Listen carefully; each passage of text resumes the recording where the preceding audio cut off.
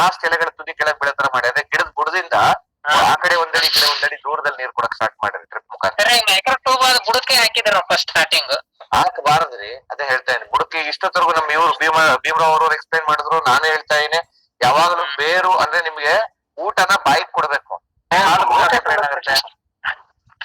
ಅಲ್ವಾ. ನೀರ್ ಬುಡದಲ್ಲಿ ನಿಂತಷ್ಟು ಗಿಡದ ಬುಡದ ಭಾಗ ಕೊಳಿತಾ ಹೋಗುತ್ತೆ.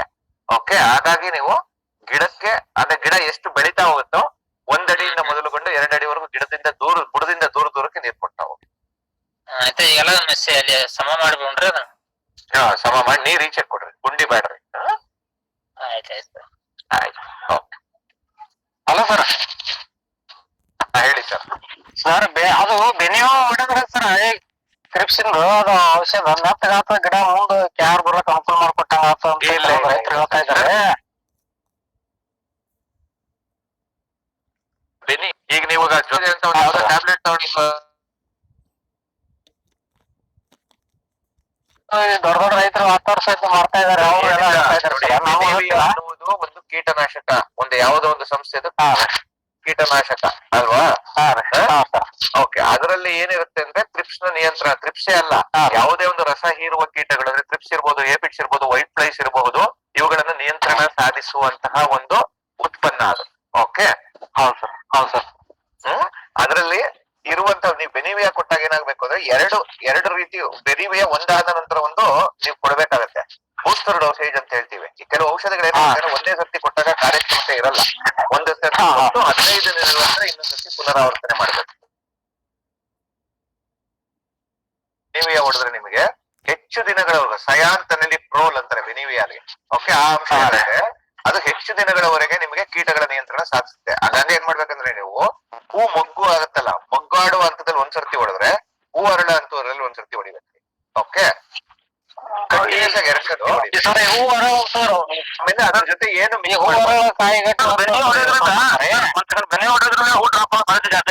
ಬೆನಿವಿಯಾ ಯೂಸ್ ಮಾಡೋದ್ರಿಂದ ಜಾಸ್ತಿ ಇಲ್ಲ.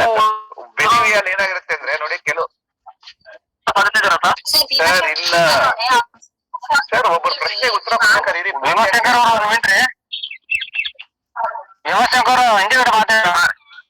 ಹಾ ಸರ್, ಈಗ ಬೆನಿಯೋ ಈಗ ನಾವು ಕಾಯಿ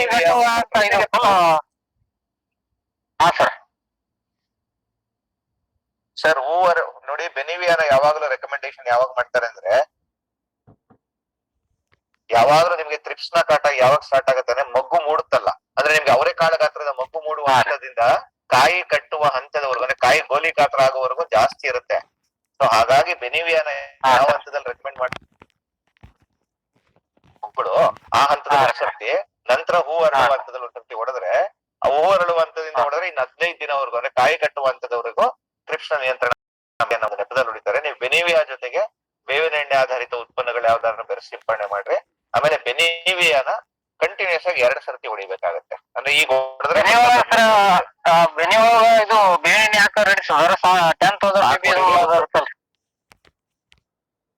ಉತ್ತಮವಾದ ಫಲಿತಾಂಶ ದೊರಕುತ್ತೆ. ನೀವು ಬೆನಿವಿಯಾ ಜೊತೆಗೆ ಬೇವಿನ ಎಣ್ಣೆ ಆಧಾರಿತ ಉತ್ಪನ್ನ ಬೆರೆಸಿ ಸರ್. ಎಷ್ಟರಲ್ಲಿ ಹಾಕ್ಬೇಕು ಸರ್ ಅದು ಕರೆಕ್ಟ್?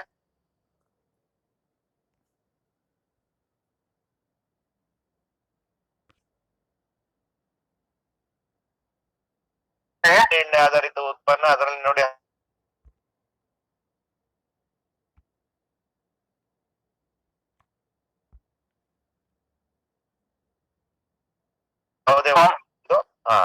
ಯಾವುದೇ ಪ್ರಚೋದಕಗಳು ಅವನ್ನೆಲ್ಲ ಮಿಕ್ಸ್ ಮಾಡ್ಕೋಬೇಡಿ, ಬರೀ ಅದೊಂದೇ ಸೆಪರೇಟ್ ಮಾಡಿ ಬೆನಿವಿಯಾ ಮಾಡಿ.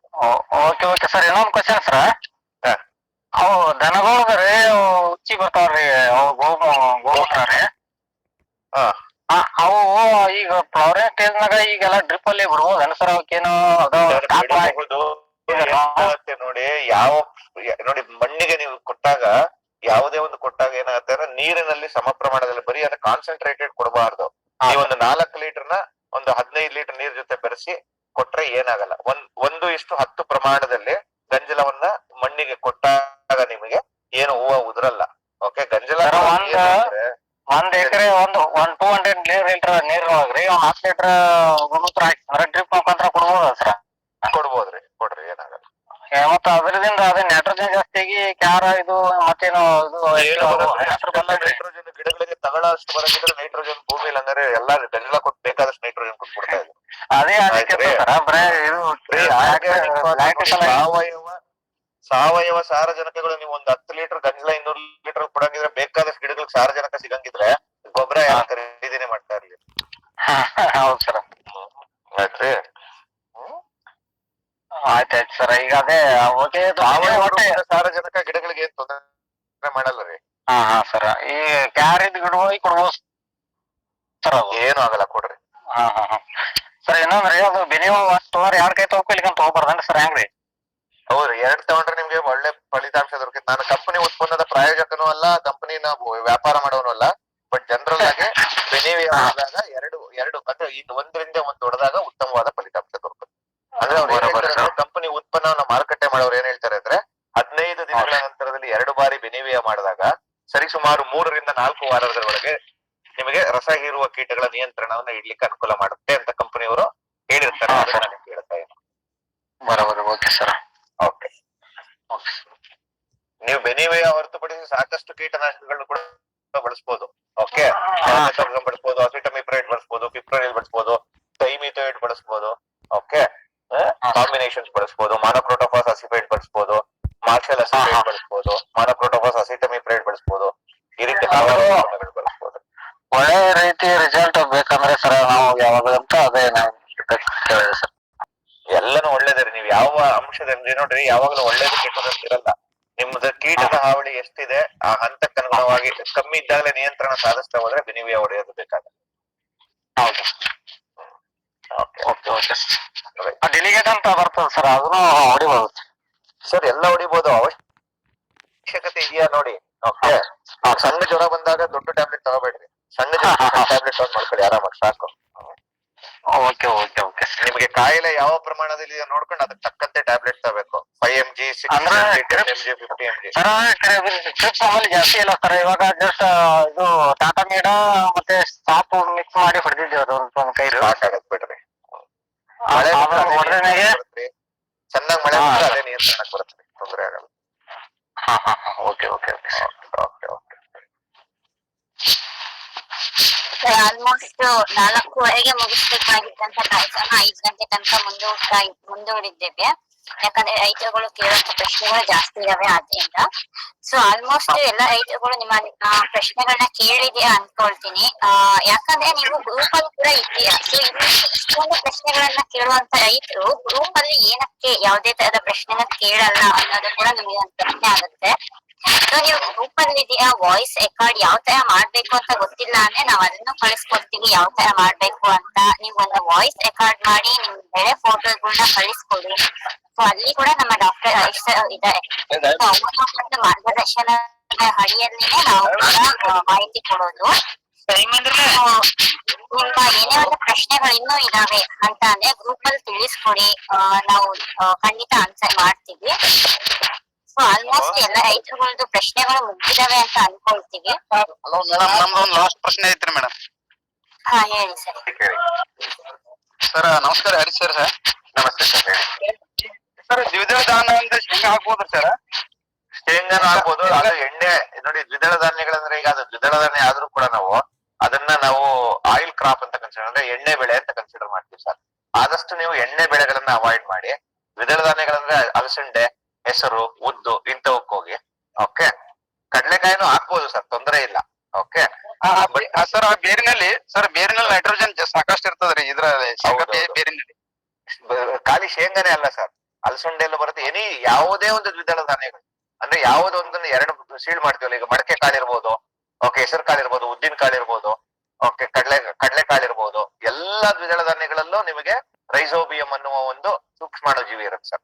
ಅದು ನಿಮಗೆ ಅಟ್ಮಾಸ್ಫಿಯರ್ ಇಂದ, ವಾತಾವರಣದಿಂದ ಸಾರಜನಕವನ್ನ ಹೀರಿಕೊಂಡು ಗಿಡಗಳಲ್ಲಿ ಶೇಖರಣೆ ಮಾಡುತ್ತೆ. ರೂಟ್ ನಾಡ್ಯೂಲ್ಸ್ ಅಂತ ಸರ್. ಸೈಜ್ ನಾನು 12 ಮತ್ತು 7 ಮಾಡ್ಬೇಕಂತ single stem sir. Single stem 7, ಗಿಡದಿಂದ ಗಿಡಕ್ಕೆ 7, ಅಂತರ 12 ಫೂಟ್ ಮಾಡ್ಬೇಕಂತ ಸರ್. ಗಿಡದಿಂದ ಗಿಡ ಕಮ್ಮಿ ಅಂದ್ರೆ ನೀವು 8 ರಿಂದ 9 ಅಡಿ ಬಿಡಿ. ಯಾಕಂದ್ರೆ ಒಂದಕ್ಕೊಂದು ಹೊಂದ್ಕೊಂಡ್ಬಿಡುತ್ತೆ ಸರ್, ಸೇರ್ಕೊಂಡ್ಬಿಡುತ್ತೆ. ಓಕೆ, ಸಿಂಗಲ್ ಸ್ಟೆಮ್ ಮಾಡಿದ್ರೆ ಸ್ಟೆಮ್ ಇರ್ಲಿ, ಮಲ್ಟಿ ಸ್ಟೆಮ್ ಇರ್ಲಿ, ಸಿಂಗಲ್ ಸ್ಟೆಮ್ ಇದ್ದಾಗಲೂ ಕೂಡ ನೀವು ಓಕೆ, ಸಿಂಗಲ್ ಸ್ಟೆಮ್ ಗಿಂತ ನನ್ನ ಪ್ರಕಾರ 2 ಅಥವಾ 3 ಸ್ಟೆಮ್ ಹೊಂದುವಂತೆ ಮಾಡಿ ಸರ್. ಸಿಂಗಲ್ ಸ್ಟೆಮ್ ಇದ್ದು ಏನಾದ್ರೂ ಅಪ್ಪಿತಪ್ಪಿ ಕಾಂಡದ ಮೇಲೆ ಏನಾದ್ರು ಇನ್ಫೆಕ್ಷನ್ ಆದ್ರೆ ಪೂರ್ತಿ ಗಿಡ ಹೋಗುತ್ತೆ ನಿಮಗೆ. ಓಕೆ. ಓಕೆ ಸೊ ಆದಷ್ಟು ಅಂದ್ರೆ ಸಿಂಗಲ್ ಸ್ಟೆಮ್ಗೆ ಹೋಗಿ, ಬಟ್ ನನ್ನ ಅನಿಸಿಕೆ ಏನಂದ್ರೆ ಒಂದು ಕಾಂಡಕ್ಕೆ ಹೋಗಕ್ಕಿಂತ 2 ಅಥವಾ 3 ಕಾಂಡಗಳಿಗೆ ಹೋಗಿ ಸರ್. ಸರ್ ಎಂಟು ಇಡು ಅಂತಾರೆ ಸರ್ ಮಿನಿಮಮ್. 8 ಇಡ್ರಿ, ಮಿನಿಮಮ್ 8 ಇಡ್ರಿ. ಸೊ ನಿಮ್ ಒಂದಡಿ ವ್ಯತ್ಯಯ ಏನಂದ್ರೆ ಗಾಳಿ 2 ಗಿಡಗಳ ನಡುವೆ ಗಾಳಿ ಚೆನ್ನಾಗ್ ಆಡಿದಾಗ ರೋಗ ಕಮ್ಮಿ ಇರುತ್ತೆ ಅಂತ ಅಷ್ಟೇ. ಇಲ್ಲಾಂದ್ರೆ 2 ಗಿಡ ಒಂದಕ್ಕೊಂದು ಸೇರ್ಕೊಂಡ್ಬಿಡುತ್ತೆ. ಸೊ ಹಂಗಾಗಿ ನಿಮ್ಗೆ ಔಷಧಿ ಸಿಂಪರಣೆಗಾಗ್ಲಿ, ಆಮೇಲೆ ಗಾಳಿ ಸಂಚಾರಕ್ಕೆ, ಬಿಸಿಲಿಗೆಲ್ಲ ತೊಂದರೆ ಆಗುತ್ತೆ. ಈಗ ಕೇಳೋ ಉದ್ದೇಶ ಏನ್ ಸರ್, ನಮ್ದು ಜಮೀನ್ ಸ್ವಲ್ಪ ಅದ್ರ ಸಲುವಾಗಿ ಕೇಳಿದೆ ಸರ್. ಸರ್ ಹೈ ಡೆನ್ಸಿಟಿ ಇದ್ರಲ್ಲಿ ಪ್ರಿಫರಬಲ್ ಅಲ್ಲ ದಾಳಿಂಬೆಯಲ್ಲಿ. ಹೌದು ಸರ್. ಓಕೆ. ಯಾಕಂದ್ರೆ ದಾಳಿಂಬೆಲಿ ಏನಂದ್ರೆ ಈ ರೋಗಕಾರಕ ಜೀವಿಗಳೇನಾದ್ರು ಬಂದ್ಬಿಟ್ರೆ ಅಥವಾ ಹ್ಯುಮಿಡಿಟಿ ಜಾಸ್ತಿ ಆಗ್ಬಿಟ್ರೆ ನಿಮಗೆ ಏಫಿಡ್ಸ್ ಅಂದ್ರೆ ಸಸ್ಯ ಹೇನುಗಳು, ಥ್ರಿಪ್ಸ್, ಆಮೇಲೆ ದುಂಡಾಣು ರೋಗ, ಶಿಲೀಂಧ್ರ ರೋಗಗಳೆಲ್ಲ ಜಾಸ್ತಿ ಆಗುತ್ತೆ. ಫೈಟ್ ಆಫ್ ತರ ಕೊಳೆ ರೋಗ ಇವೆಲ್ಲ. ಸರ್ 8 ಇಡ್ತಾ ಹೇಳಿ ಸರ್ ಮಿನಿಮಮ್. 8 ಇಡೀನಿ ಸರ್, 12ಕ್ಕೆ 8 ಇಡೀನಿ sir. Okay, thank you sir. ನಮಸ್ತೆ ಸರ್. ನಮಸ್ತೆ ಸರ್. ಓಕೆ. ಸಾಕಷ್ಟು ರೈತರ ಎಲ್ಲ ಒಂದು ಅಂದ್ರೆ ಸಮಸ್ಯೆಗಳಿಗೂ ಒಂದ್ ಸ್ವಲ್ಪ ಒಂದು ಪರಿಹಾರ ಸಿಕ್ಕಿದೆ. ಅಂದ್ರೆ ರೈತರ ಮುಖಾಂತರ ಹಲವಾರು ಪರಿಹಾರಗಳು ದೊರಕಿದೆ. ಅದೇ ರೀತಿ ಈ ಒಂದು ಚರ್ಚೆ ಸ್ಫೂರ್ತಿದಾಯಕವಾಗಿತ್ತು. ಅಂದ್ರೆ ಹಿಂದಿನ ಚರ್ಚೆಗಳಿಗಿಂತ ಅತ್ಯಧಿಕವಾಗಿ ರೈತರು ಸಾಕಷ್ಟು ಉತ್ಸುಕತೆಯಿಂದ ಭಾಗವಹಿಸಿ ತಮ್ಮ ತೋಟದಲ್ಲಿನ ಅನುಭವಗಳನ್ನು, ಅಂದ್ರೆ ತಾವೇ ಬೆಳೆ ಬೆಳೆದು ಪಡೆದ ಅನುಭವಗಳನ್ನು ರೈತರಲ್ಲಿ ಹಂಚಿಕೊಂಡಿದ್ದು ಒಂದು ಸಮಾಧಾನಕರ ಸಂಗತಿ. ಇದೇ ರೀತಿ ಮುಂದಿನ ವಿಚಾರವಾಣಿ ಕಾರ್ಯಕ್ರಮಗಳಲ್ಲೂ ಹೆಚ್ಚು ರೈತರು ಮನತುಂಬಿ ಒಂದು ಭಾಗವಹಿಸುವಿಕೆಯನ್ನ ನಾವು ಯಾವಾಗಲೂ ಆಮಂತ್ರಿಸ್ತೇವೆ. ಸೊ ಸಾಕಷ್ಟು ರೈತರಿಗೆ ಈ ಒಂದು ವಿಗ್ರಹ ವಿಚಾರವಾಣಿ ಕಾರ್ಯಕ್ರಮದಿಂದ ಪ್ರಯೋಜನಕಾರಿ ಅಂಶಗಳು ದೊರಕಿದೆ ಅನ್ನುವ ಒಂದು ಆಶಾಭಾವನೆಯೊಂದಿಗೆ ಈ ಕಾರ್ಯಕ್ರಮವನ್ನ ಮುಕ್ತಾಯಗೊಳಿಸಲು ಅನುವು ಮಾಡಿಕೊಡ್ಬೇಕು. ಇದೇ ರೀತಿ ನಾವು ಎಲ್ಲಾ ಗುಂಪುಗಳಲ್ಲೂ ಹೆಚ್ಚು ಚಟುವಟಿಕೆಯಿಂದ ಕೂಡಿರ್ತೀವಿ. ಈಗ ಈ ವಿಚಾರವಾಣಿ ಕಾರ್ಯಕ್ರಮದಲ್ಲಿ ಎಷ್ಟು ನಾವು ಮುತುವರ್ಜಿಯಿಂದ ಭಾಗವಹಿಸಿದ್ದೇವೋ ಅದೇ ರೀತಿ ತಾವು ಗುಂಪಿನ ಚಟುವಟಿಕೆಗಳು ಕೂಡ ಹೆಚ್ಚು ಭಾಗವಹಿಸಿ, ಅಂದ್ರೆ ಅಕಸ್ಮಾತ್ ತಮಗೆ ಏನಾದ್ರು ಮೆಸೇಜಸ್ ನ ಟೈಪ್ ಮಾಡ್ಲಿಕ್ಕೆ ಕಷ್ಟ ಆಗತ್ತೆ ಅನ್ನಂಗಿದ್ರೆ ತಾವು ವಾಯ್ಸ್ ಮೆಸೇಜ್ ಮೂಲಕ ಕಳಿಸಿ, ಫೋಟೋಗಳನ್ನ ಕಳಿಸಿ. ಈ ಒಂದು ಫೋಟೋಗಳನ್ನ ನೋಡಿ ನಾವು ನಿಮ್ಮ ಸಮಸ್ಯೆಯನ್ನ ಅರಿತು ಅದಕ್ಕೆ ಒಂದು ನಿಕಟವಾದ ಪರಿಹಾರ ಕ್ರಮಗಳನ್ನು ಅಥವಾ ನಿರ್ವಹಣಾ ಕ್ರಮಗಳನ್ನ ಸೂಚಿಸಲಿಕ್ಕೆ ಅನುವು ಮಾಡಿಕೊಡಕ್ಕೆ ಅನುಕೂಲ ಆಗುತ್ತೆ ಅನ್ನೋ ಒಂದು ಆಶಾಭಾವನೆ ಕಾರ್ಯಕ್ರಮವನ್ನು ಮುಕ್ತಾಯಗೊಳಿಸೋಣ. ವಿಗ್ರೋ ಕಂಪನಿ ವತಿಯಿಂದ ಈ ಕಾರ್ಯಕ್ರಮದಲ್ಲಿ ಭಾಗವಹಿಸಿದ ಎಲ್ಲ ನನ್ನ ರೈತ ಸನ್ಮಿತ್ರರಿಗೆ, ದಾಳಿಂಬೆ ಬೆಳೆಗಾರರಿಗೆ ವಂದನೆಗಳು. ಅದೇ ರೀತಿ ಈ ಕಾರ್ಯಕ್ರಮವನ್ನು ಅಚ್ಚುಕಟ್ಟಾಗಿ ನಿಯೋಜಿಸಿದ ವತ್ಸಲ ಅವ್ರಿಗೂ ಕೂಡ ತಮ್ಮೆಲ್ಲರ ಪರವಾಗಿ ಹಾಗೂ ನನ್ನ ವೈಯಕ್ತಿಕ ಪರವಾಗಿ ಧನ್ಯವಾದಗಳು. ಸೊ